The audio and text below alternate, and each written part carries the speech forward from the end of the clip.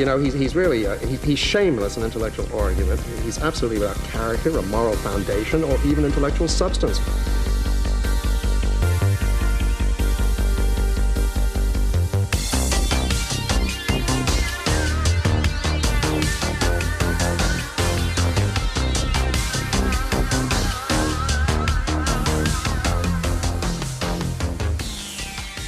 All right, so we are back and we are joined by a very special guest. Welcome to Alice Gribbin. Yay! Hooray! Hello. Alice is the author of one of my favorite sort of newish, I guess, Substacks. And there are so many of them out there. But yours is one of the few art-focused ones. And it also has the distinction of being the only Substack that sort of views art in a non-retarded way. Cancel, get out of here. I'm So censoring kind. now. Oh my God, you're so kind. Censoring. So we love to lather compliments on this podcast. Yeah, we said to you that we don't care about anything, so we just launched right in. so you first came to my attention with that You mean fantastic. I give a shit about art? Oh, Yeah, you God, do. that's Yeah, true. yeah. You first came to my attention with that fantastic essay, The Empathy Racket, which I thought was a great kind of excoriation of utilitarian justifications for art. And I actually can't remember how I found the essay. I remember it was on Twitter, but I don't remember like who I got it like through, like what networks. But I know this, it was definitely before like the big accounts like Jesse Single retweeted you. So I like to think of myself as an OG Alice stan. I know you kind of got that for everyone else. So I was into Alice's work before it was cool. So yeah.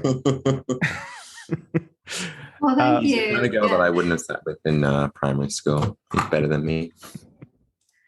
Well, the Substack still at this point only has 2 essays on it. So, we'll see. 2 where I very go from great here. essays. Yeah. Keep levering that. Keep levering.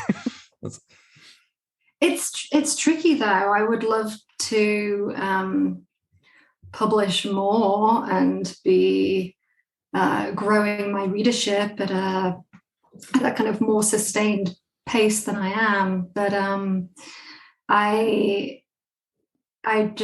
first of all, it hasn't come entirely naturally to me to write prose anyway. Like I haven't had the ambition to be a prose writer, an essayist, ever really, like until the last year. And it wasn't even about writing essays. It was just about saying some things that no one else I felt was saying that needed to be said, out of hopes that, articulating some of these ideas would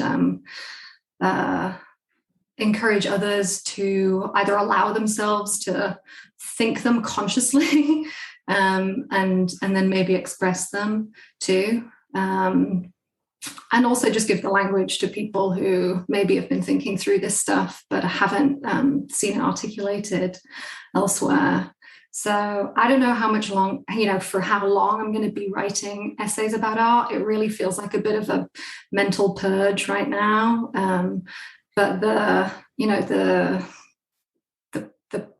certainly the popular discourse around the arts, but also within the academy, the way that, and in MFA programs, the way that literature is spoken about, the way that it's read and appreciated just seems like so crazy and stupid to me. There's very few contemporary writers on art and literature who I enjoy reading. And that in itself is a shame. It's also an accident of history that I'm living in a slightly stupid time. And, that isn't the same thing as saying that there aren't interesting artists making work right now. But I think it does so happen that right now there isn't a lot going on, at least certainly in poetry. I mean, I was writing poetry. That was kind of the center of my life, and has been. It's how I ended up in the US. I'm British. I moved here to get an MFA, and then got married and I'm still here. I was going to ask you about the poetry, actually. So, like, what kind do you like, and what kind do you write? What's your read on poetry there? Well, I don't like that question. I would say. See, but the flattery hasn't worked at all. Yeah, it doesn't work. You've done terribly. Just What kind of poetry? I don't. what kind of poetry do you empathize with the most? Poetry That's that's really good. Poetry that's I read at this point.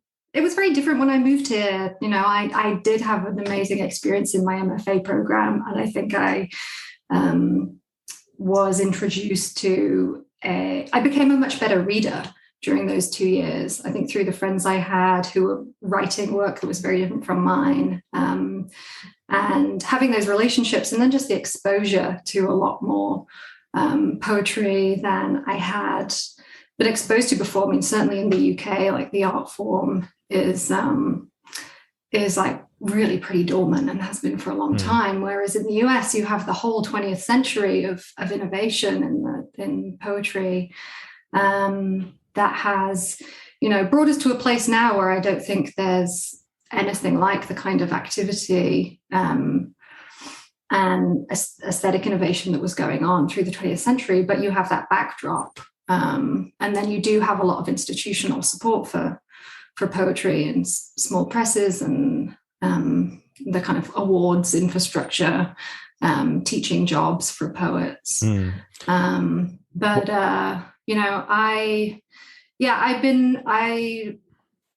I was having a difficult time getting my work published. I had like some success early on and then was having a difficult time. It was also very clear to me that the presses in the poetry world had really gone off the deep end with social justice and identity politics, which is one thing when it's subject matter, but it's another thing when you're not getting work that is formally interesting in any way.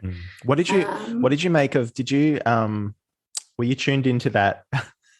No one reads poetry controversy from a couple of months ago. Oh, fuck, I forgot about that. Oh, Christ. It's pretty funny. We did an episode like partially on that. It was pretty funny. Like some woman got cancelled for saying that no one reads poetry, like a factual statement, basically. Oh, I think I did. Didn't she worked for some press with a really terrible name? Yeah, Barron an magazine or something, which is yeah. so perfect.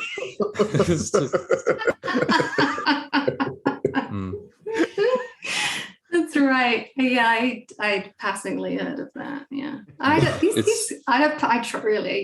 too cool to pay attention to these fucking controversies. So from poetry, from poetry to writing in your own words on your Substack, writing fiery non-academic defenses of aesthetics. Like, how did that happen? Like, how did you get to that point? I had a cynical moment in 2020, at some point in 2020, when I realized that I had all these notebooks that I had been writing in about aesthetics and kind of railing against utilitarian, what I was picking up on, or had not even picking up on, that had become incredibly clear to me over the last few years, the utilitarian justification of art that had really taken over. At some point during that first year of the pandemic, I realized that across a few different notebooks, I had a lot of material it was just in, the form of paragraphs. And in a cynical moment, I was like, oh, I should pitch this to agents as a book.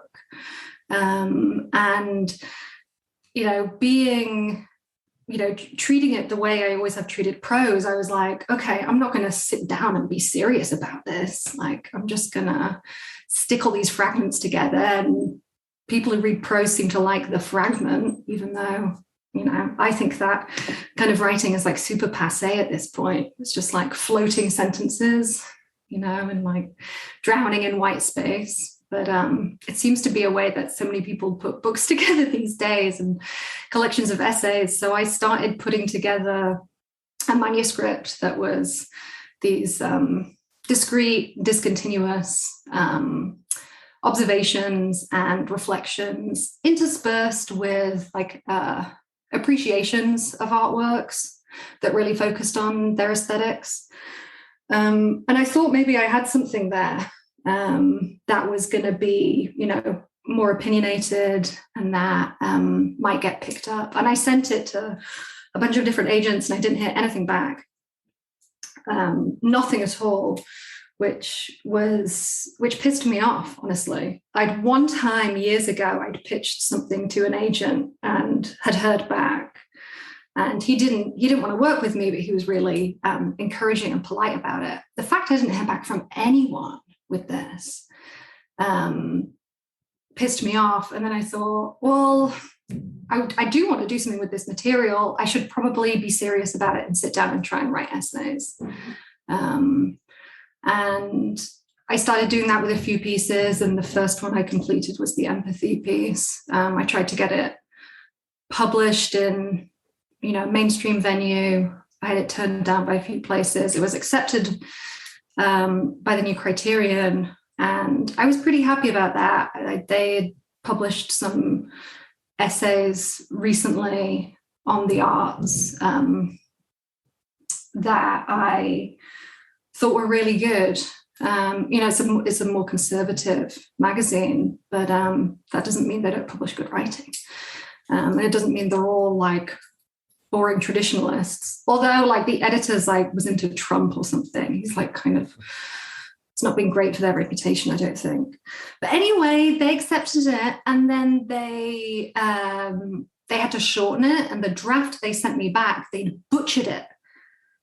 They'd like cut out all the good stuff and they made me sound like a tweed jacket wearing fuddy-duddy. It was awful. That's so I pulled.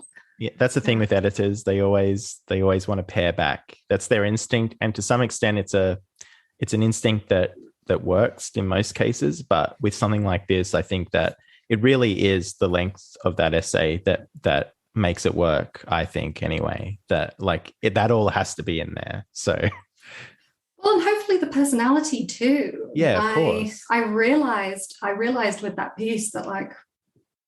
And it probably was the first time since uni that I'd sat down and written a 5,000-word essay, you know, not against my will. And I realized working on it that like, the reason I don't read a huge amount of nonfiction is because I don't feel like much of the writing has much personality. And like, what the hell's the point then?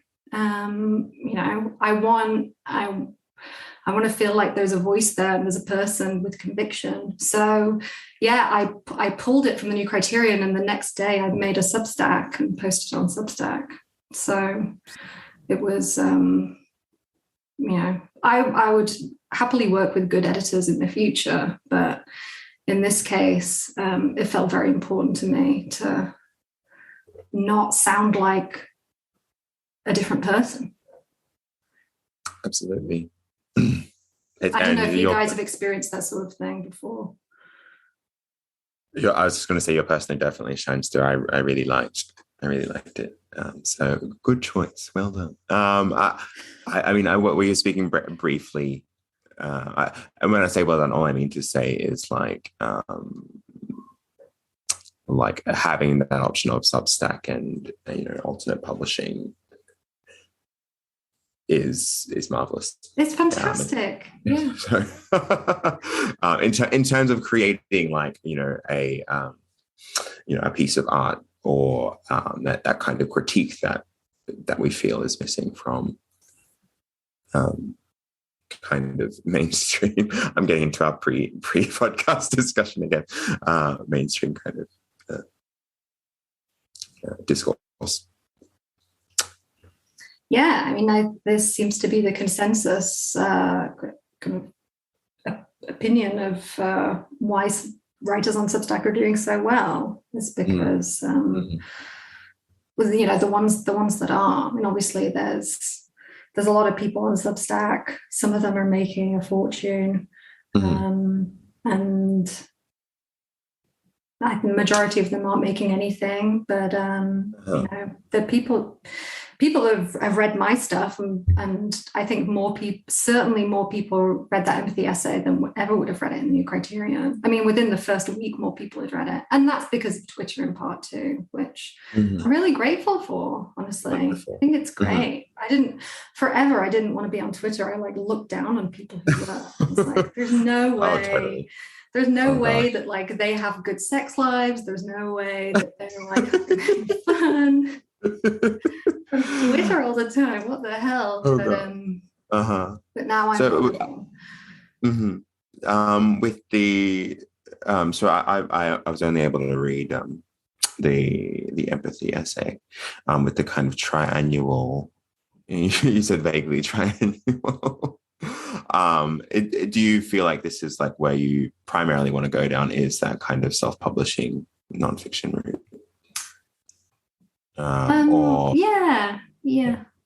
We'll see. I'd love to publish this material as a book.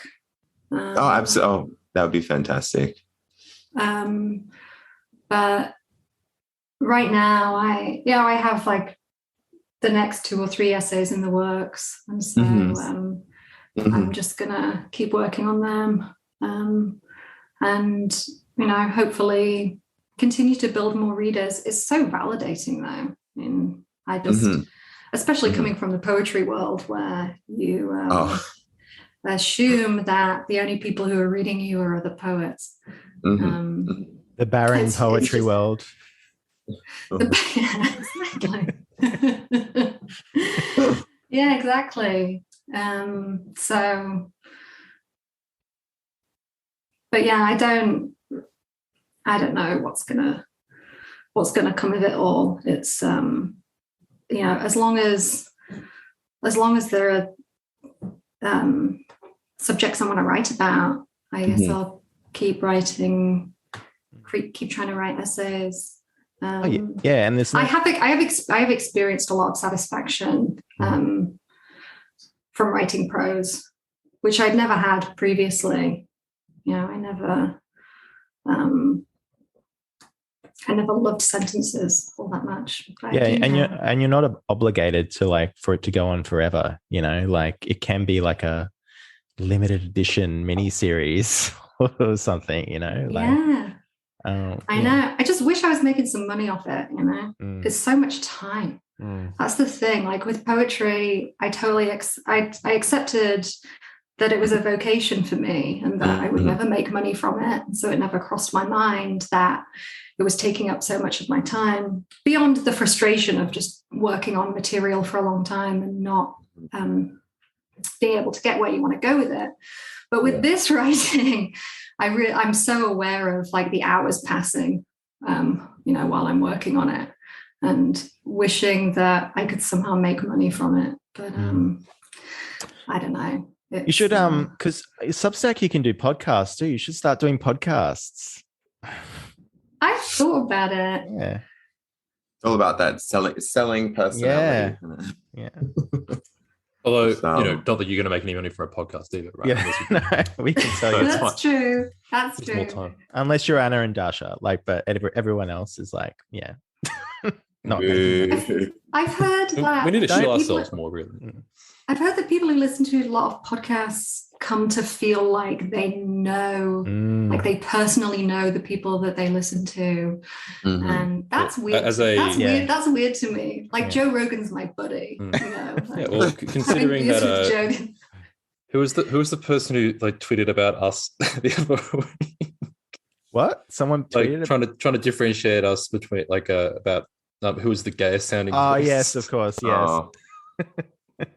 So yeah, someone tweeted about us the other day and said that the way he distinguishes us is by least gay to most gay sounding voice.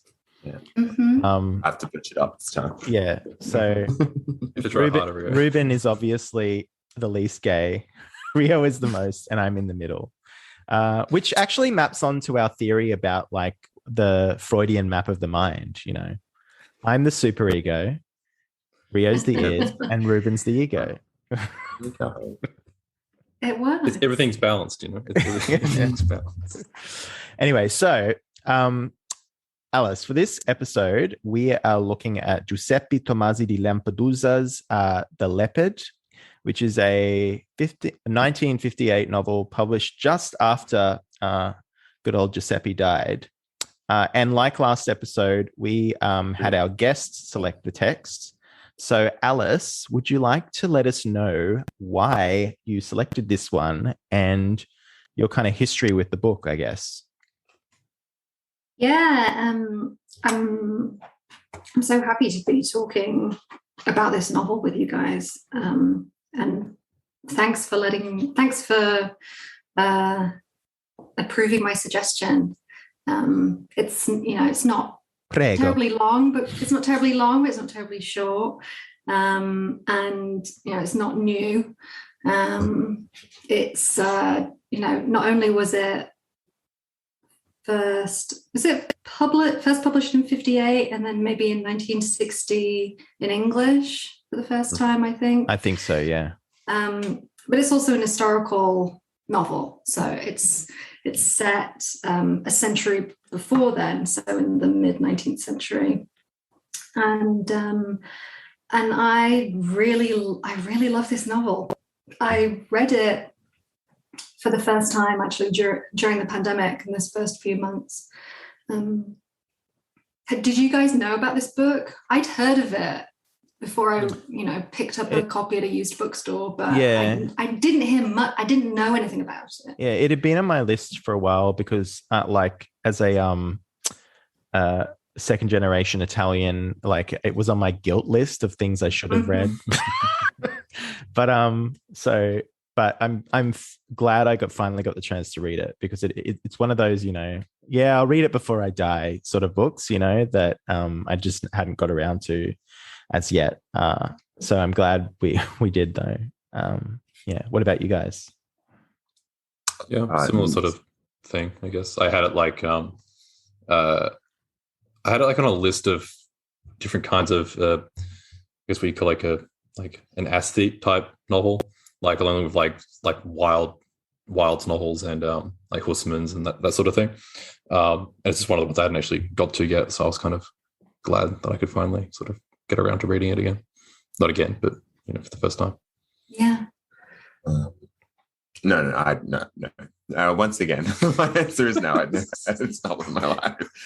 This is my first ever Italian novel, so thank you. Thank you for introducing. Bravo. And I think also because it's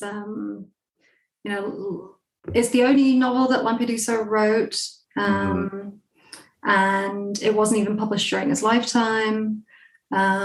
He was nobility. This is part of. I don't think you can read the novel without kind of finding that out ahead of time. You look at the back of the book and it's like, okay, this is about his family. This is the main character is based on his great grandfather or grandfather. I think great grandfather. Lampedusa is an island off Italy, and that he himself was the last prince of Lampedusa. He wasn't. So even though he was the novelist was wealthy and moved in high society, and I think he lived in Paris for a time and in Rome, and was part of certain kinds of cultural circles. It's not like he was part of any kind of clique, So it's not. I think it's quite a singular novel. It's not one that you would read in the context of, a dozen other novels from the time. But then again, it's in translation. We're not in Italy. I don't know what. I know that it's one of the most celebrated Italian novels of the 20th century. I assume that all Italian teenagers maybe read it in school. But it's just not talked about all that much here, I don't think. I mean, it was certainly not ever on any. I've read plenty of stuff in translation, at uni, but this never came. Never came up. The first time I'd heard about it was I remember reading Douglas Murray's book about Europe, the like political commentator, I guess, Douglas Murray, and he talks about it in like the final chapter as being sort of like allegorical of contemporary European politics as well. That's the only time I'd sort of heard about it outside of that sort of lineage of that sort of aesthete type novel. So. Yeah, well, that's what I was going to say as well, is that like it's not just an important Italian novel, it is an important European novel, because I feel like what Lampedusa is chronicling is essentially the end of feudalism in Europe. So, and he's doing, obviously there are probably holdouts beyond Sicily and Italy, but like, you know, the aristocracy transitioning from you know, being in power and being the ruling class to just being there, I guess. Like even in our context, as Commonwealth people, as we all are here, like the royal family's just there, you know, like, so, and that kind of, it sort of chronicles that transition of the aristocracy going from something vital to, I guess, the state, to becoming kind of just an atavism, essentially. Yeah, a word that is that crops up a few times actually in the novel. Yeah, and at the same time as the it's not really a fall of the aristocracy, but their repositioning in society, the rise of liberalism, as you know, happened throughout the West in the 19th century, or in the late 18th and 19th century centuries, all of which played out in very different ways. You know, I personally knew more, I think because of my education in literary romanticism. I knew a bit about the French Revolution. I know a bit about the American Revolution. I didn't know anything about the unification of Italy personally, which, you know, in which similar forces are playing out, but in an incredibly different context. And I guess a bit later in some ways than in other European countries. Yeah, that was the thing that really surprised me when I first went to Italy, as like growing up here in Australia, is that Italy was essentially, I mean, it depends where you count it, but Italy is essentially a younger country than Australia, like technically, yeah, sure. which is weird, which is so weird to me because it's like, it's got such an ancient heritage, but like if you're kind of counting it from, even if you count it from like post-fascists, like after the war, like it's just weird. it's a very weird thing to conceptualize. But even if you don't count it post-fascist and you look at like the Kingdom of Italy, which is what the establishment of is happening in this book, the Risorgimento, which is still quite late, isn't it? Like this kind of nationhood developing and unifying in the mid-19th century. It's very strange. Feels very different as well to like I was going to say, it feels, because I guess like the German unification is happening at the same sort of time, right?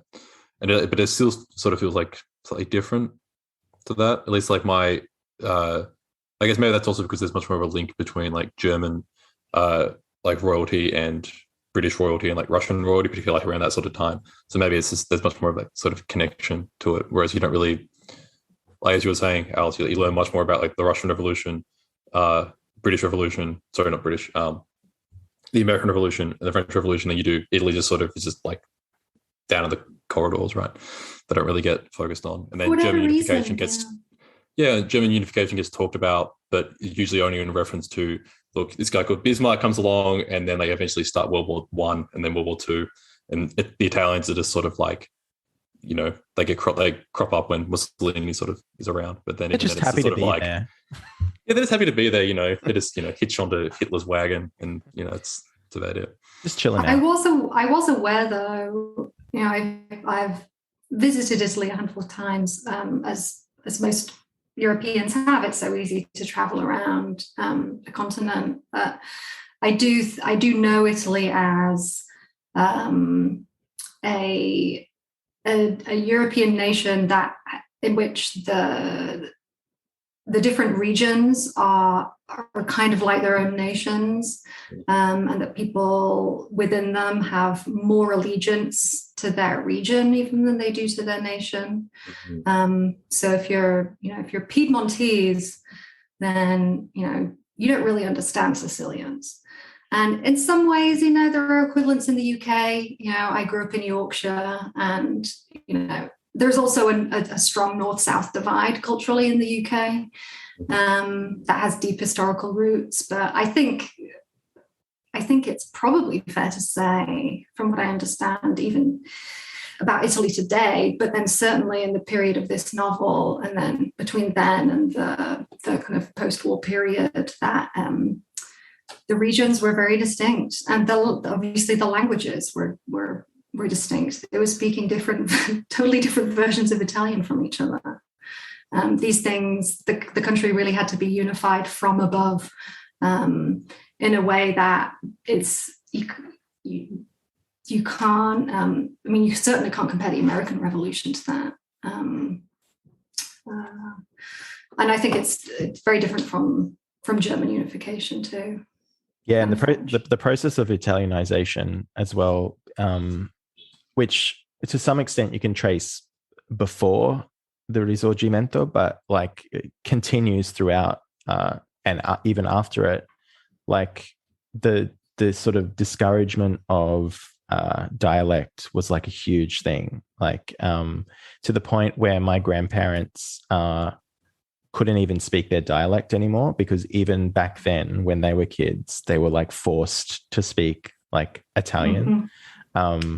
So yeah, and I kind of really regret that, because my family's from Sardinia, and I just really wish I got some of the Sardinian language, because it's actually a distinct language. It's not actually a dialect of Italian. But anyway, that's a side point.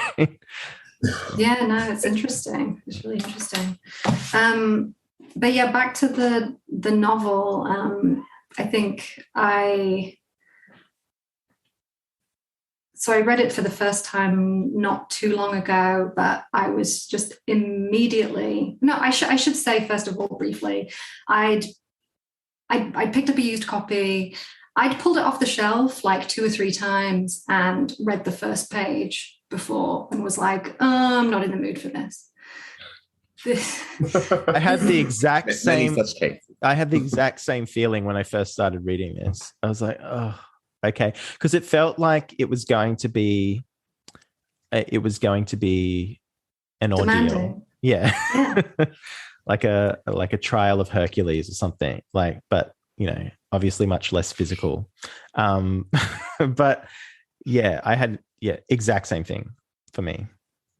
Yeah, I'd done that 2 or 3 times, and then but then it stuck, and like you're saying, I can remember why I felt that way.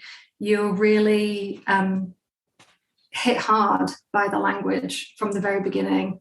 I noted on my reread for this conversation, just in the first 3 pages, and I'd watched the Luciano Visconti movie as well, to be able to talk about it in conversation with the novel. And reading the novel after having watched the movie, 3 pages in, I was like, God, language is just so much better of a medium than film. For in my opinion, 99% of the time, language is the medium I would go to. There are loads of movies I love, but there's so much going on here from the very beginning that there are just not equivalents of. You get no argument with from me. Probably not from Yeah. Ruben either. I love movies, but just so much happens in these sentences and in the descriptions.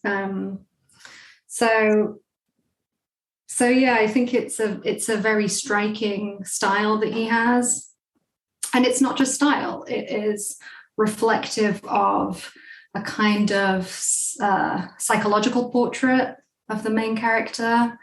but also a demonstration of what narrative voice can do. There's specifically, the novel is in the, what do you call it, third person. Omniscient? What do you call that? When he can like go in and out of the characters' minds, kind of. Omniscient. Yeah, omniscient. Yeah. Is it really that? No, then the narrator's voice comes out very strongly at some where, Because there are even like there are moments when it breaks that third person wall as well. And the narrator, it comments in the first person as well. Yeah, that's what I found that really I'm going to say cute when he flashes forward to like, oh, and then that villa that they used to go to, that was bombed in World War II, and like then goes back to the 19th century. Like I find that really. There was a similar thing actually. Remember Rio when we read Faggots? Like there was a similar thing like that where the narrator kind of, and here's the tea, like it was flash forward. Yeah. It was really nice. I think it was far less maybe grim than the way that Larry Crane used it. Yeah. It did make me feel like I was being narrated a history. A very personal, familiar history that allowed me to, particularly in the second half of the book, be more invested in the kind of world and story that he's setting up. Or, it kind of creates at this point he's starting to let all the pieces fall actually, but yeah. Free indirect discourse. Sort of that's what I was thinking of. Discourse. Sorry. Yeah. Free indirect discourse. Yeah. So you get, I don't know when that was sort of invented as the kind of like Jane Austen. I mean, the sad thing is that that's right, Jane Austen, so that's basically this. Yeah. You're right. Except the prince. Don Fabrizio is like a way more interesting character than anyone in Jane Austen. I like Jane Austen. I'll defend Jane Austen to the cows come home. But don't you think he's a fascinating character? I mean, that's really a close second for me of what makes the book so important for me is it's the language, but then this character, the depth of character, the complexity, the questions about human nature that are raised by this character, and then also questions more broadly about things like national character. I think the extent to which he is representative of a kind of Sicilian national character is a question something I was thinking about all the time, and I sort of feel like Lampedusa not only wants us to think about that, but wants us to never settle on to what extent are the prince's feelings or opinions or actions, just his personality in general, all him, or how much of it is the place. And it also helps us to pose that question, because the prince spends a lot of time talking about what it means to be Sicilian as well, in very provocative ways often. And there is an interesting kind of, the way that it's written is sort of helps to underpin that idea of the prince being like quintessentially Sicilian, and the level of sort of detail that it gives in the writing itself is like, it gives you like you said, this omniscient view where you can kind of see the landscape, but it also has this kind of this level of detail of the things that the prince notices, and sometimes even the things that the prince doesn't notice. But like, I think the writing is like, I kind of agree that the writing is the best part of it. Like, and also I love a long sentence. so that's why I love the writing, and especially when it's sort of luxurious and sort of decadent along the way.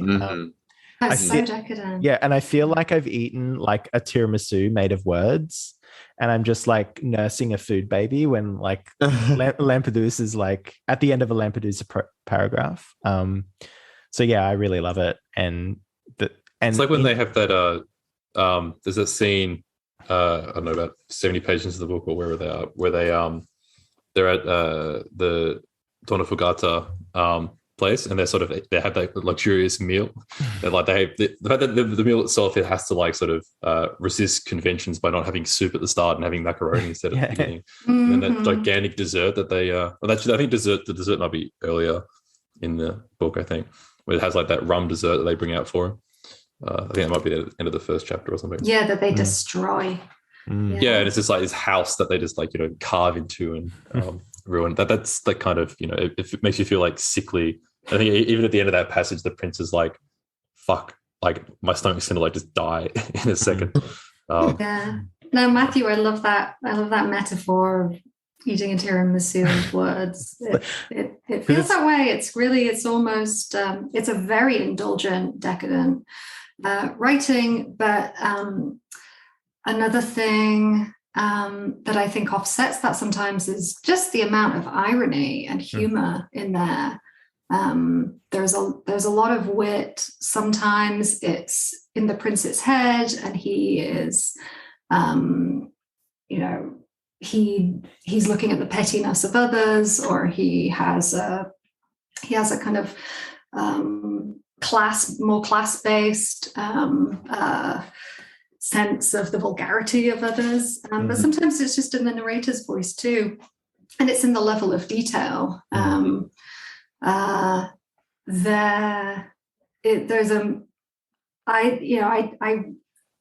The novel does make me laugh sometimes.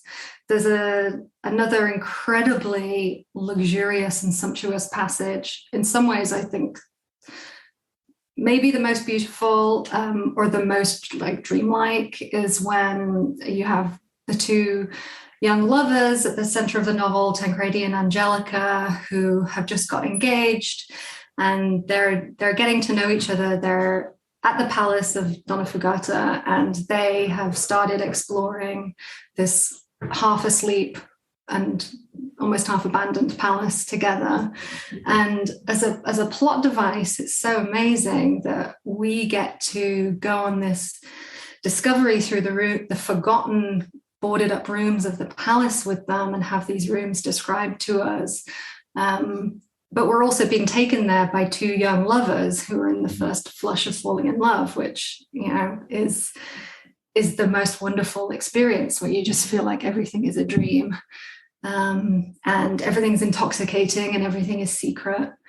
And amid all of that, there's like at one point, you know, I don't know if they look out of a window, but there's a reference to like, you know, they're lost somewhere in some like antechamber of a 6, you know, room, part of an old wing up a staircase in the palace.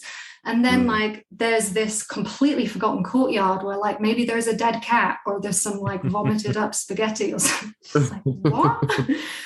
Excuse me?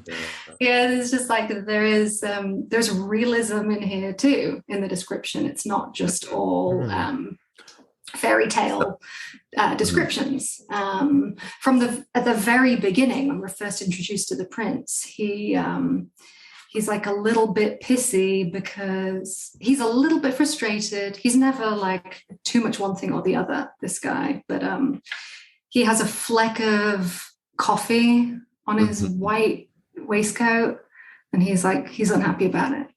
And you're like, okay, here's an exacting guy. Here's someone who that can really take over his mind, a detail like that.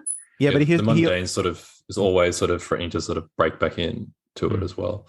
Without all the threat of mortality or something like that, there's always some sort of like something threatening.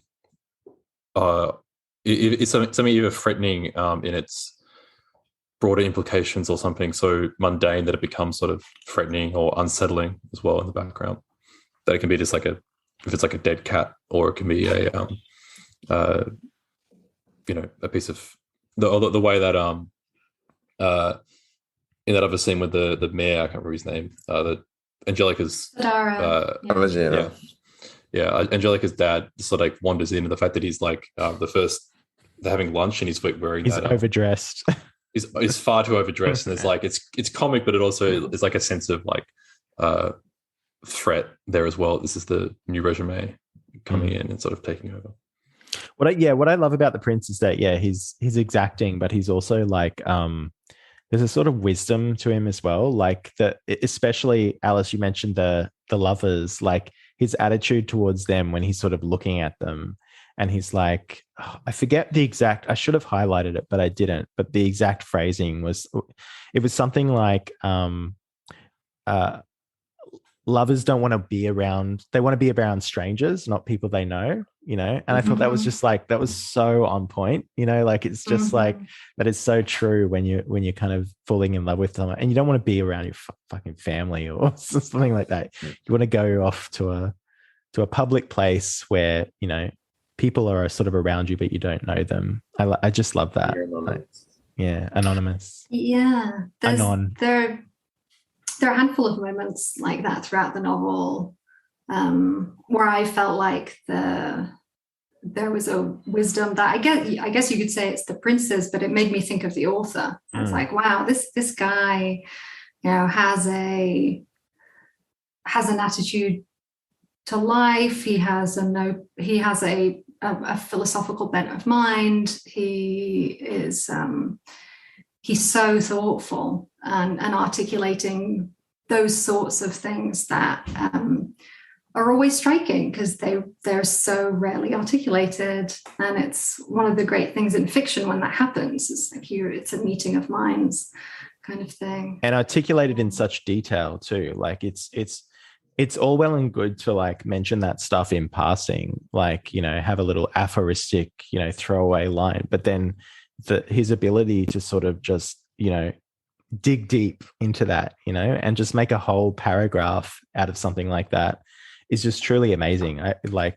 That's what I love most about this novel. Not necessarily the plot is, it's baggy and shapeless, and I don't care because like I love those moments, that are just sort of like that. I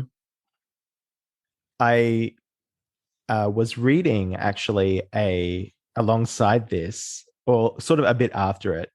I started reading this novel, a fictionalized account of Lampedusa's writing of this book, and it's called Lampedusa, and it's by Stephen Price, and God, it's good. Like what he does is he like basically describes Lampedusa's process but does it in a way that kind of mimics the style.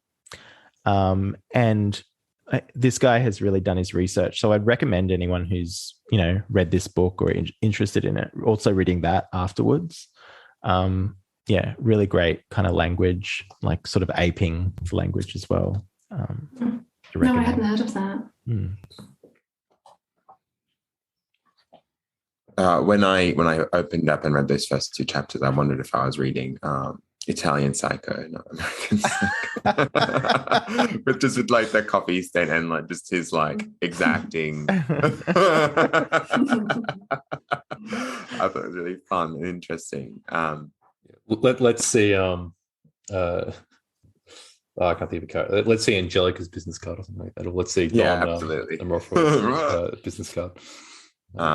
It was a really the way that Lampedusa like kind of describes, because you're talking about what personal versus nationhood forms of identification, and kind of the prince's kind of almost omniscient view of his society, and he sees it kind of crumbling around him, but he's not fully able to kind of engage himself in letting it go gracefully. There's this constant reference to his blonde hair, his large stature, where everyone around him is dark and small, and his interest in maths and astronomy, and about how that's seen as queer and strange, and but he never ever like he acknowledges all those things about himself, about how he's different, but as kind of that I think he inherits from his mother's side. He's kind of, but yeah, he never can get rid of that this thing that he sees as inherent in himself of his, I want to say Italianness, but that's not true, his Selena-ness. I think it's a really interesting way of Lampedusa's kind of at least this is the way that I read it. It's kind of examining the failures of his forebears to separate that Selena-ness, for want of a better word, so that they could have created a better legacy for their children. Yeah, you're making me think that he's really such a 19th century character in the sense that he's so many things, but he's not existential. He's not someone who has those kinds of modern or post-war 20th century, 21st century hang-ups about not only his place in the world, but about what this is all about. And that might in some ways be a product of his nobility. But I think in the world of the novel, the way that the peasants are portrayed, even the way that the new growing middle class is portrayed, and then Sicilians in general, they're not existential either. These people's concerns are not the kinds of ones that we have today. There are certainly moments in the novel when I think to myself, wow, things really don't change. Everything is the same. A moment like that is, I have it here. It's right at the beginning of the ball chapter, which is another kind of extraordinary long sequence where it's in the voice of the narrator, and he's which is to say it's not dialogue, and the narrator is just talking about how there's in this season there's like tons of balls, like everyone in Palermo is like throwing a party all the time, and it says the few hundred people who made up the world never tired of meeting each other, always the same ones, to exchange mutual congratulations on still existing. So, that's a portrait maybe of the nobility in the mid to late 19th century in Italy or in Sicily. But it's sort of not, right? It's also about now. I mean, that's what elites do. That's what people who live in the same place do. Like, they get together just so they can get together and they can feel good about the fact that they're all together. That sort of insight into the ways that people celebrate themselves for absolutely no reason is similar to the kind of moment that Matt was talking about. You're just like, oh, it's, he has his finger on something here, and maybe he's saying something about these people, but I can certainly extrapolate. It's kind of like instead of balls now, it's like the Met Gala and Davos. Yeah, like that's why like they go to resource. I thought we're still elites. We rule the world. It's that sort of thing. Yeah. And they always will. That people will always do that. It was such a fabulous. I really enjoyed the climax of the book. The kind of. The chapter before this, we haven't even really given the summary of the book, but for our dear listeners, this is a account of the downfall of the aristocracy told through the personal lives of Don Fabrizio. That's all you really need to know. The chapter before You know, you need to know more than that, but that's our basic structure. The chapter before the ball scene, which I really kind of was the climax, maybe. It's just a total aside where the Prince Fabrizio's kind of religious mentor has a few days with his family. It's completely separate. Peroni, when Peroni goes back to the village. I think this was my favorite part of the novel. This is for me personally. After about 150 pages of maybe slogging it a little bit, I was like, okay, I feel like I'm into the groove, and then the last 50 pages went really quickly. It brought out this idea of, Selena, I'm using air quotes here, Selena-ness, where, Peroni's from maybe a middle class, lower to middle class, at least his part of the family is middle class, but the rest of his family is maybe a little poorer. And he's, arguing, he's trying to negotiate a dowry so that his sister's family won't die off for reasons. And it seemed to be this really fascinating parallel of between Fabrizio's life, where Perone acknowledges that his family in the future is going to be poor, but is, due to the fact that he's not the aristocracy, he doesn't have this pride, he's able to negotiate in a way that his bloodline or his legacy, his family's bloodline / legacy is going to be able to continue on. And then that transition into the ball scene where Fabrizio he has not been able to do the same thing, and his like mental state, he slowly gets more and more sour and upset with this bastion of Selena culture, or it's Sicilian culture. It kind of puts him off, and he's like, I have not been able to do this well. And the end of the chapter, which is, this is really the last we see of Fabrizio and Perone before Fabrizio's death.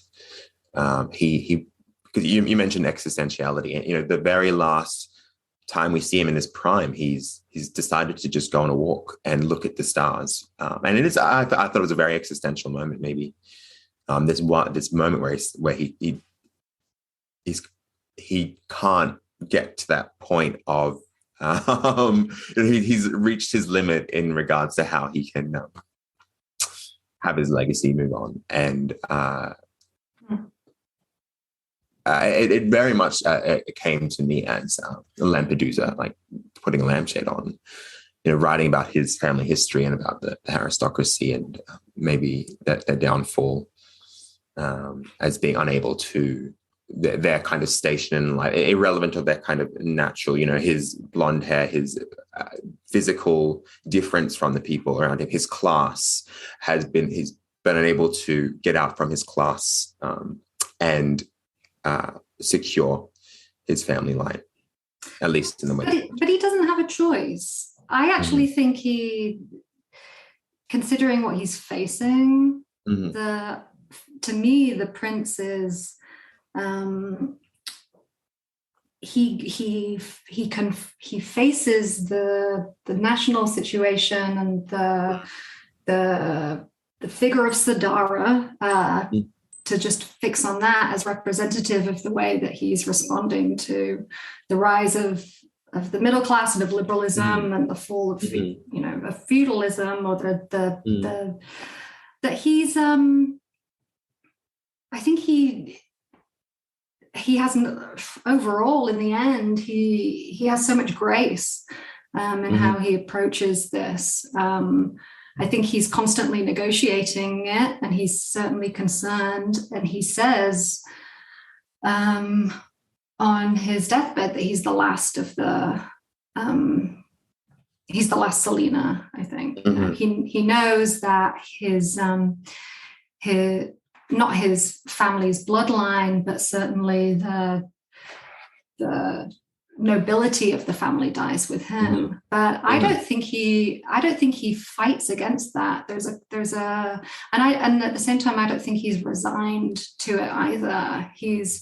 And so that's why I would say he's not even existential in that moment when he goes for a walk after the ball. He's looking up at the stars and he's thinking about transcendence. I think he's more of an ancient than he is a modern. I mean, he's always thinking about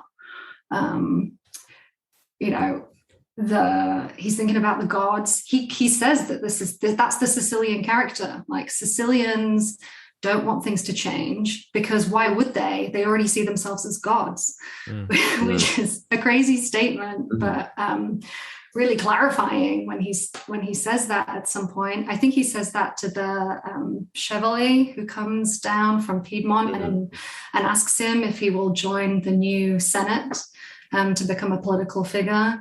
And the prince is like, no, thanks. I'm not cut out for that. That's not who I am. And to be honest, this whole endeavor to unify the nation and to free Sicilians and to make everything better for us, we don't even want it. We just want to sleep. He's contradictory for sure. I mean, there's also a moment when the narrator says, like, that's his character. Like, he's a contradictory guy. And I think that's, part of what makes him difficult to pin down. But for me, he's more in touch with the ancients than he is with his contemporaries. I think also when he's invited to join the Senate, he immediately is like, I have no idea what that means. And all I can think of is like the Roman Senate. Well, that's why I say, like, that's a good point that he's sort of like, he harkens back to the ancients because he's got a sort of stoicism that you don't often associate, especially with European nobility. Well, maybe the English nobility, but like the rest of the Europeans, not so much. But like, so, and that is interesting too, in terms of the kind of acceptance that he has at the same, like he's obviously kind of conflicted about these changes that are happening around him, but he's also kind of accepting of it as well, in the sense that he views this sort of swapping of ruling classes, like the bourgeoisie taking the place of the aristocracy now, almost cosmetically, like, and it's almost, and the thing is, this stuff is when the narrator and the prince's kind of internal monologue sometimes are interchangeable, so it's hard to extricate. So this require much more analysis than I've actually done, but this idea of that things sort of stay the same, but they don't, in the sense that, cosmetic, a similar hierarchy is imposed, a social order is imposed, but instead of the aristocracy of his type, it's going to be a new aristocracy that is a bit more coarse and is a bit more like, scrounging and striving. But the kind of idea remains the same. That hierarchical idea remains the same. It's just like new people are now on top. And he's sort of, I don't know if he mourns that so much as he like, well, this is just, it is what it is, like, yeah, so kind of he's like, he's ambivalent. Yeah. I was going to say, there's that kind of like fatalism sort of built into it as well. And I guess that kind of relates again to that. So the emphasis on going for a walk and also, looking up at the stars, the fact that he's interested in astronomy gives you that sort of astral influence on things that, determinations of life are basically the same as like star patterns, right? They recur cyclically. And there's a moment like earlier in the book as well when you find solace in the fact that the movement of the stars is exactly the same, like all the time. There's no different. It's just different kind of coordinates. And there's another moment in the book where he's sort of beginning to learn more about the political sort of notion of it. So I'm like kind of near I think it's still in the first chapter. And again, it comes back to that idea of like that the sense of place is much more of a formation of Italian character than anything that can be like imposed by political structures or anything like that. He makes that point. Very emphatically. Yeah, and then a few times in the novel that Sicily is a place that has been conquered over and over and over again. Through the millennia, and the Sicilians, they're kind of unfazed by it. Yeah, so I feel like I like this quote. It's kind of longish, but I feel like it sort of gives a pretty good determination about what, like, how this sort of book plays out anyway, and it also gives a sense of the language as well. Such was the calm produced in the prince's mind by the political discoveries of that morning that he smiled at what would at other times have seemed to him gross impertinence. He opened one of the windows of the little tower. The countryside spread below in all its beauty. Under the levant of the strong sun, everything seemed weightless. The sea in the background was a dash of pure colour. The mountains, which had seemed so alarmingly full of hidden men during the night, now looked like masses of vapour on the point of dissolving. And grim Palermo itself lay crouching quietly around its monasteries like a flock of sheep around their shepherds.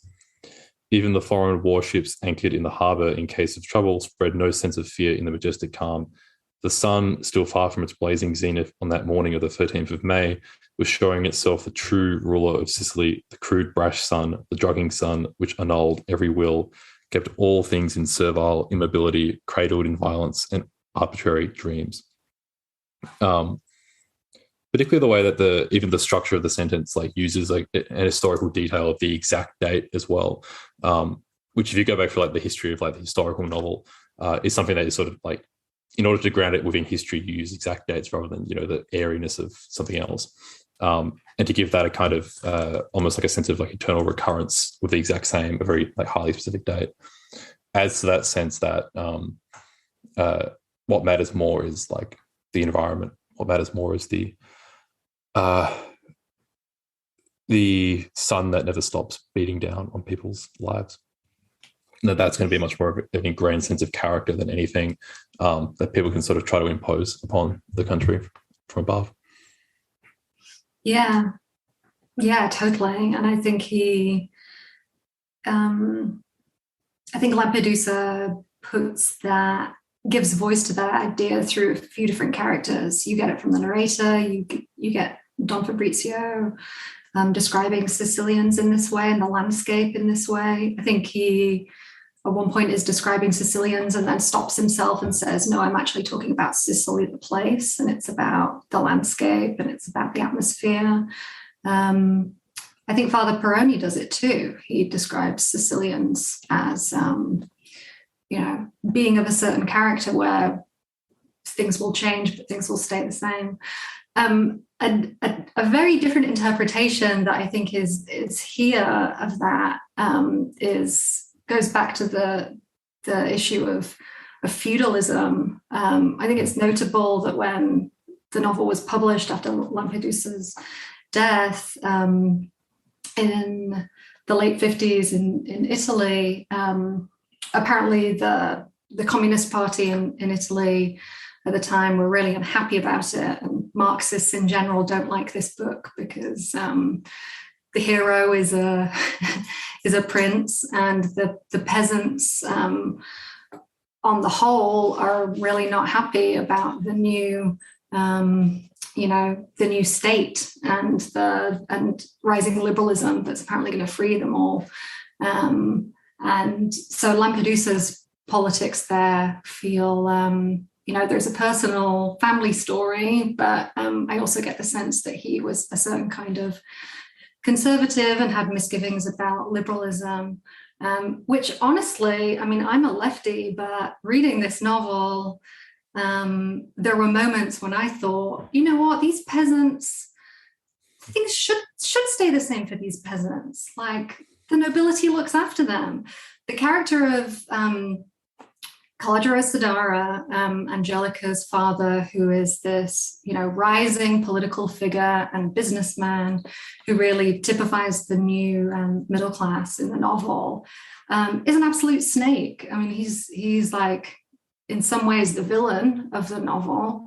I think on the whole, the prince is really nice to him and sometimes surprisingly kind of goes out of his way to help Sadara and they form a family allegiance, but he helps him out in business matters too. But you find yourself comparing these two men, and you think to yourself, like, you know, I'd much prefer to be a peasant paying my dues to the prince, who sometimes lets me off, who is a nice guy, you know, to this new, you know, middle-class businessman who is going to keep raising my rent all the time. He's never going to give me a break. And he's like fucking greedy. And it did make me, you know, pause. You know, my whole life, I've like been against the royal family. I, you know, would be very happy if the royal family was dissolved in Britain.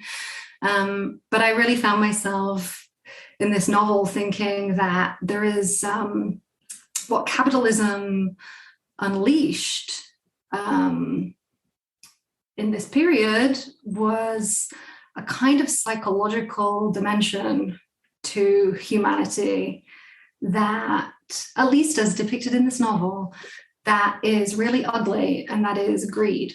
There's a way in which the nobility don't have to be greedy because they have what they need and they don't aspire to anything. So they can let people off. The capitalists are just driven by greed, and we need to go back to the old system. Return with a V. Yeah, like the Alice Gribbin, a neo-feudalist. You had it here. I know. Dissolve Parliament. Yeah. Well, yeah. It's weird actually, because I feel the same way. Because you know, as you probably know, Alice, Australia's head of state is Queen Elizabeth II. So glory be to her. Glory be to her. Yes, I actually love Lizzie, but the rest of them can get fucked. But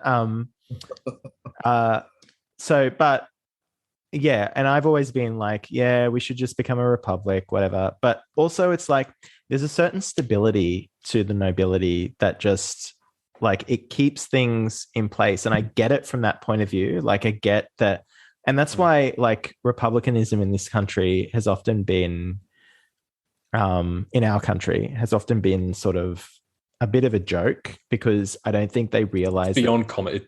And it gets even more comical like the more years it goes on since the referendum. Because I don't think they recognize that there is like the alternative to that kind of ancient kind of stability is whatever. like it's not like it's going to be new and different and kind of subject to all these sorts of forces that the monarchy isn't. So it's like I kind of get, and reading this book too, I kind of like understood it a bit more, like in the sense that, yeah, maybe people are better off. You can chalk me up as a neo-feudalist as well. I think Lampedusa gives voice to peasants who feel that way, right? Like Peroni. Is it Peroni? At some point there's like a laborer. Yeah, Peroni, when he's home, is like talking to this like local guy who ends up falling asleep. But before he does, he's like an apothecary, and he picks like grasses and herbs on the hill. And he keeps talking to him while he's sleeping. Yeah. But this apothecary, who's like a snake oil salesman, really, but he's doing what people have always done in the country, which is like make tinctures from weird shit. And he's like now having to pay taxes to the state. And it makes no sense to him. He's like, I'm picking God's grass. Like, what does that have to do with, paying taxes? And I guess my broader point, the reason I brought this up was because the idea of things have to change in order to remain the same. I don't know if Lampedusa felt this way in the 50s, but from our vantage point today, I would say in this period and, living under capitalism, it sort of feels like a feudalist state. I mean, there are landowners, there are property owners who control everything, and the rest of us, get what we get and don't get to set our wages and don't get to choose what our rent is, and it's all going up all the time. So, which I think I don't think Don Fabrizio says it, but my sense is like, well, that was a kind of feudalism, but it's sort of the same now. We just have different people in power, or different people owning the land. Yeah, you've Own swapped, everything. like I think that's ultimately like one of the main points of the novel, which is that you just swap one aristocracy for another. Like, yeah, it's sort of adapting the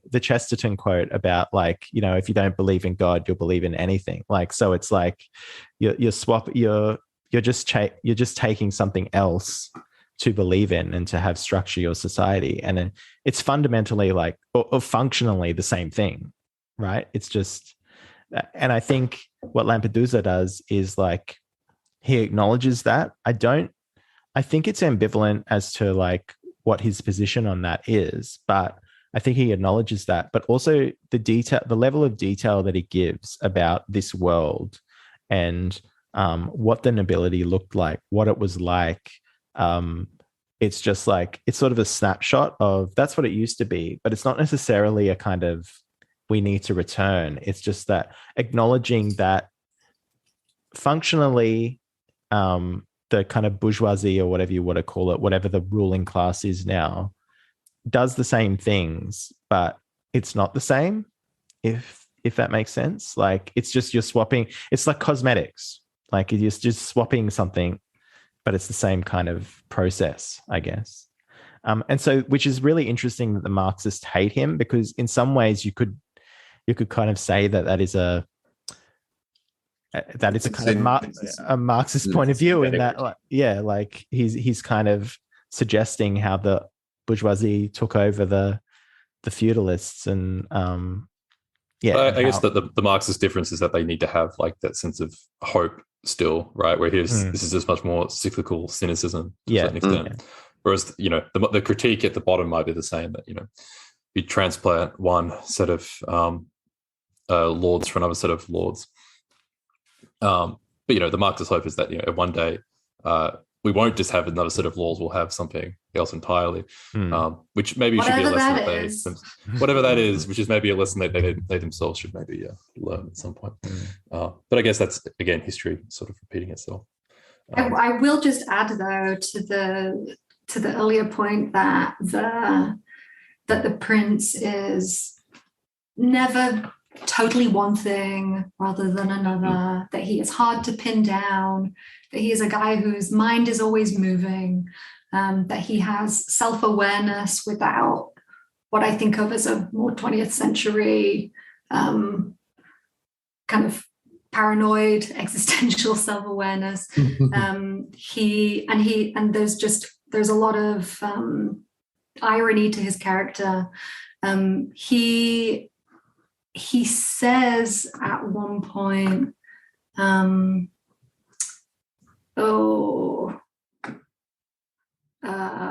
all this shouldn't last, but it will always. The human always, of course, a century, 2 centuries. It's in his head.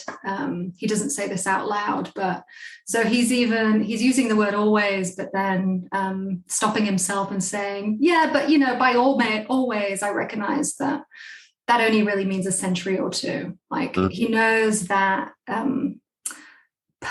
he's so abstract in his thought, and he's described this way often. You've got, like, you know, the bourgeoisie are material, but the nobility is abstract in their thinking.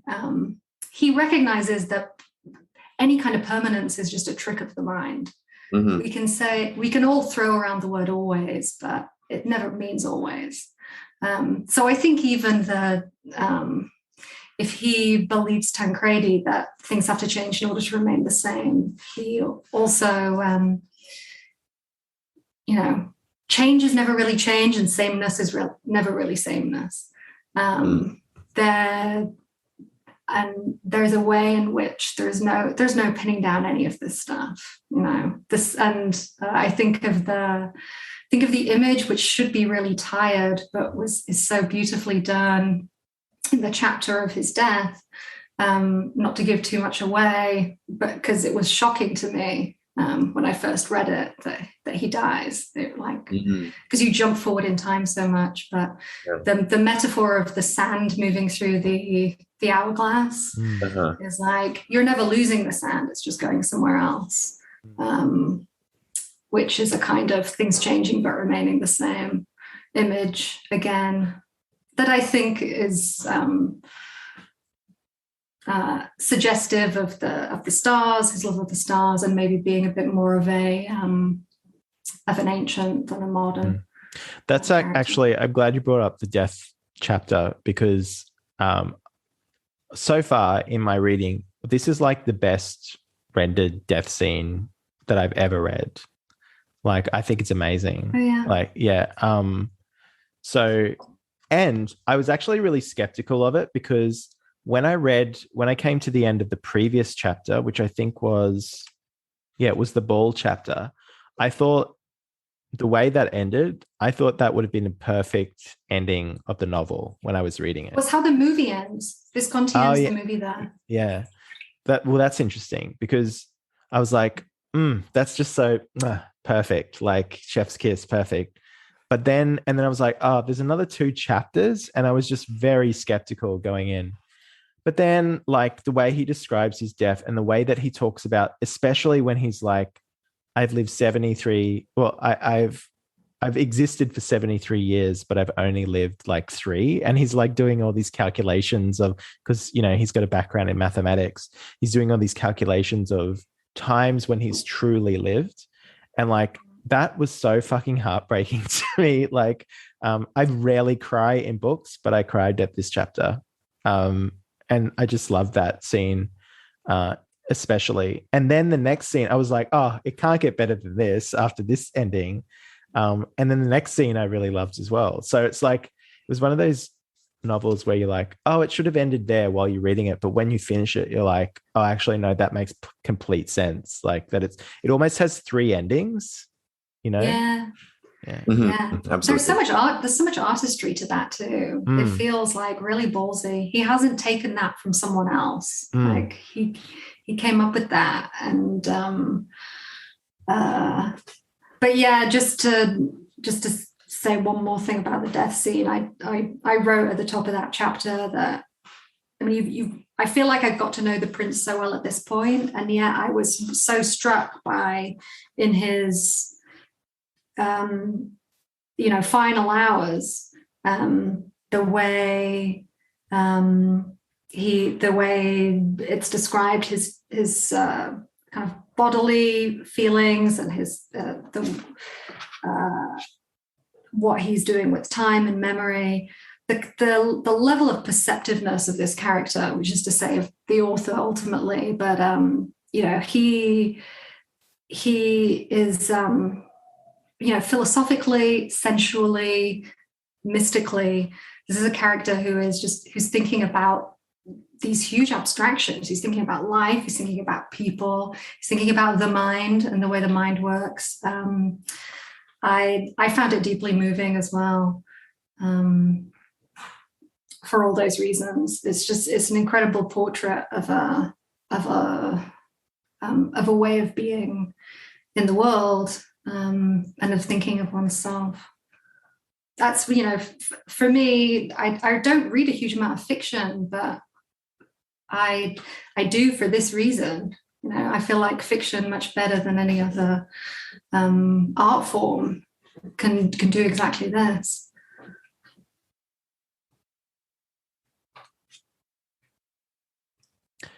Yeah, and then the final chapter as well. Like, it's almost, the final chapter is interesting because it so the final chapter fast forwards into the 20th century, and the prince's daughters are old spinsters.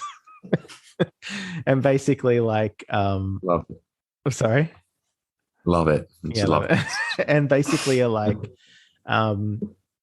is it an archbishop or someone coming in to like decide whether the chapel is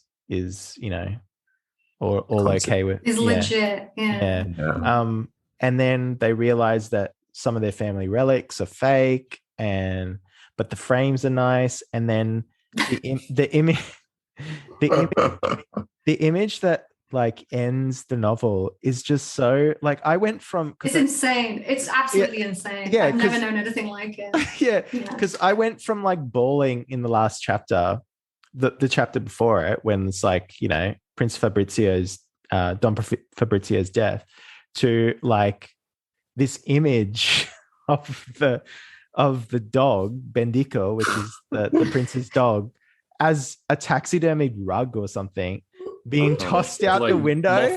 a moth-eating taxidermy rug as well. Yeah, It's yeah. just like And thrown out the window and temporary for a second in midair is reanimated Yes. and becomes like a living animal again. Yeah, it's for a like moment before he falls on the ash pile in the courtyard. it's almost it's kind of honestly, it's kind of camp. It's totally.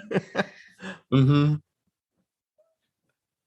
It's an amazing ending. Also, it took my breath away. I couldn't believe that was what you're left with. Yeah. The first time I read this, it's really badass. If that's what camp is too, I guess.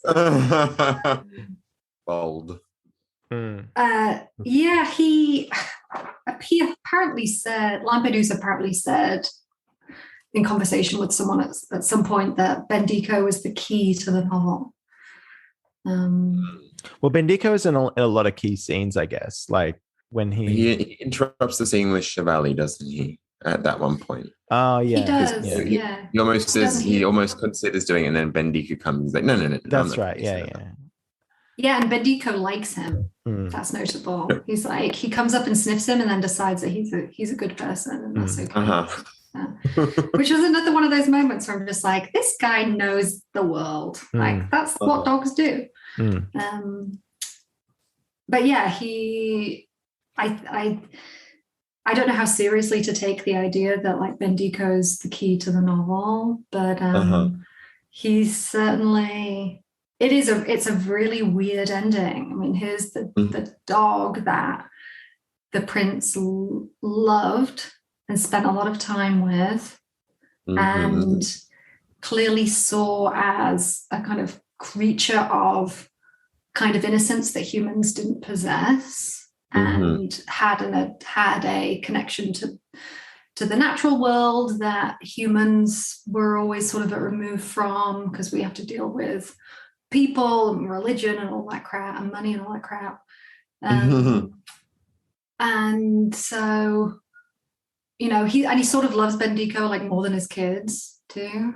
But then the fact that like they had him taxidermied, I mean, I guess it says a lot. It says a lot about Conchetta too, that she like continued to live with this thing, that she chooses to then throw it out. I mean, I guess it's just symbolic, but it's not just symbolic. I mean, What is it? This crazy image. What is it with posh people in taxidermy? Like, what? I think they're hideous. Like, why do people do it? Hey, I don't have an explanation for you. It is an incredibly ironic ending, right? Yeah. Then all found peace in a heap of livid dust. Like, I mean, that there's peace to be found in this tossing out of, is that a different kind of relic. It's like the Marie Kondo thing, you just got to get rid of all your old junk. Right? The Sicilian nobility is no longer sparking joy, so let's get rid of it. Let's get rid of it. I mean, it comes just after she falsely finds out that the love of her life always loved her too. Of course. The double irony of that being that actually he didn't at all. No, but in a way that, I'm remembering now. It's like actually more devastating than the prince's death. When when Conchetta finds out that she's like chosen to live her whole life as this miserable spinster because she judged Tancredi for being an asshole in this like nunnery or something, like during a battle, but it turns out that he made up the whole story. And she's like, what have I done with my life? That I've made one judgment about a person, and it's like shaped my whole character. The next 50 years, a miserable asshole. That double whammy, of course, of Angelica being like, no. It almost came across as, I've been nice to her my whole life because she thinks that my husband's in love with like hated her, or she wanted. What am I saying? She's been jealous of my relationship. Don't put this false hope into her that she's wasted her life. She hasn't, because he never really did. I was tragic. I was tragic and funny. The image of like, I guess that also like it really consolidates that image of waste as well. That one can waste away your life in that way, but also the fact that, you know, waste is sort of accrues and in a house, and eventually, you know, you just got to either throw the waste out, but at the end of the day, the waste itself is sort of maybe ingrained into the structures itself, and you can't really get it out. I mean, the fact that an image of dust is like a distinctly human image, right? You know, we shed dust all the time. Like dust is like distinctly human. But there's also a dual sense, maybe, and I guess this comes back to that more aesthetic stance the book takes in viewing the fact that beauty is its own like excuse for being, that sort of Wildian, sort of Keatsian notion. It also it degenerates into this sense of well, if beauty can also like waste away from its own sense, and the early scene that you have in the book as well, where you get that like almost intoxicating sense of the garden that's just been like is almost like it is in itself sort of is a wasteful sort of product. These are things that like become like overripe with sensation. A meaning of decadence. That it's overgone. And taxidermy is in its way probably like the most decadent of all art forms, right? It's like it's trying to self-consciously preserve something that's died, which and the fact that eventually, like, you know, even the taxidermy thing can itself die and be like turned to waste is maybe fitting for a novel about that sort of the transition points between history and that everything sort of ends up wasting away no matter what. That's really great. I wonder if there is a way to read it as more hopeful or more positive, though. I'm just looking again, because it's so easy to read a bit and think about it and talk about it and like have these ideas, but then, you know, going back to the text, you know, in that penultimate paragraph, it says, even poor Bendigo was hinting at bitter memories. Maybe by throwing him away, she was throwing away the power of those memories over her.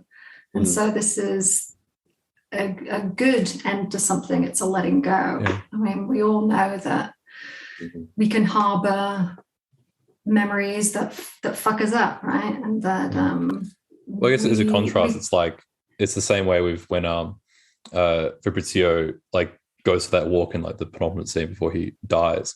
The fact that he's just sort of letting go in that sort of stoical sense. I think there's also like maybe there's like the characters and their different sort of suppositions or points of view, and then there's sort of the novel itself. So over the characters, they might be stoical, or they might be somewhat hopeful in the face of all the different things that are happening. I feel like that the book itself is like also maybe it's not positioned in that sort of hopeful sense of politics, right? If politics is just, you know, cyclical in that sense, but art is redemptive or transformative, and the book itself is like maybe a monument to that. That even if we think about this like autobiographically from Lampedusa's own life, even if his family sort of has come to this end point or stopping point, it can still be memorialized or transformed into a work of art itself. And that can be, in a weird way, its own justification, that it's not all wasteful.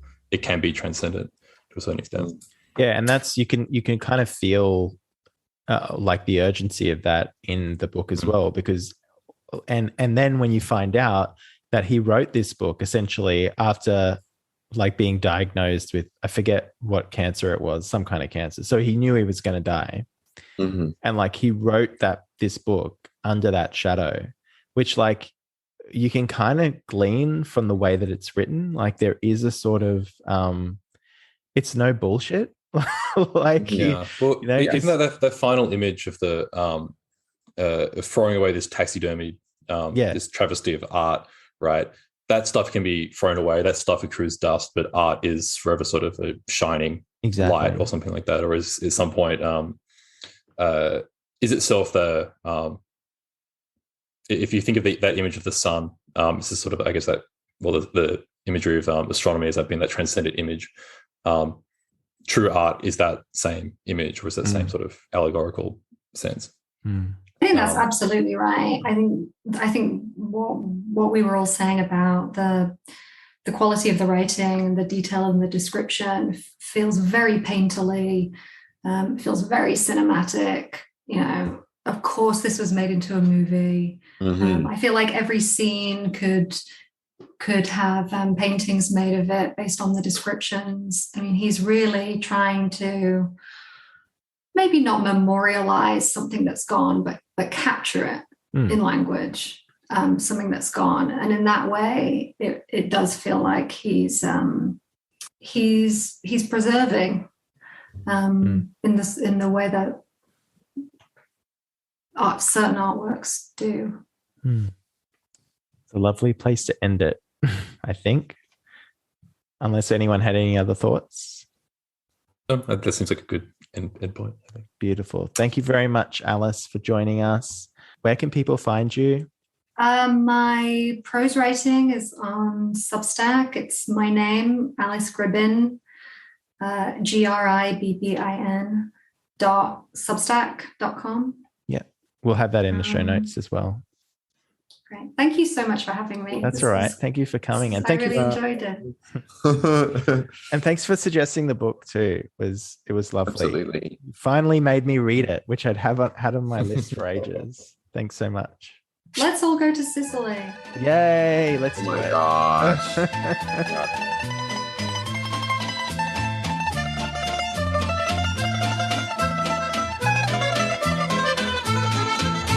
Vinni la primavera, li mennoli son ciuri, lo fuoco dell'amore, lo cuore m'addumò, e a mezzo sole e ciuri, a polo la cedi, tutte ste cose belli, mi fanno sospirare. Si mare da un rosa, sarine pipineta, e io che sogno bella, mi voglio maritare.